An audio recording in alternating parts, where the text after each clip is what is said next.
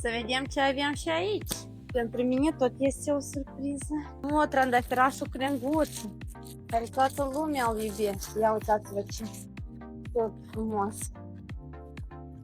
Doamne, cât sunt de entuziasmată. Să vedem ce este și în cuțiuța aceasta. Ca să nu vă gândiți voi că buchetele au un cost foarte mare din cauza că noi folosim verdeață. Să știți că toată verdeața și toate componentele buchetelor sunt aduse din Olanda. Brasica înzăpizită. Ați mai văzut așa ceva? Eu nu. Din așa frumusețe fac buchete foarte frumoase. Vai, vai, vai. Aspidistra extra gold.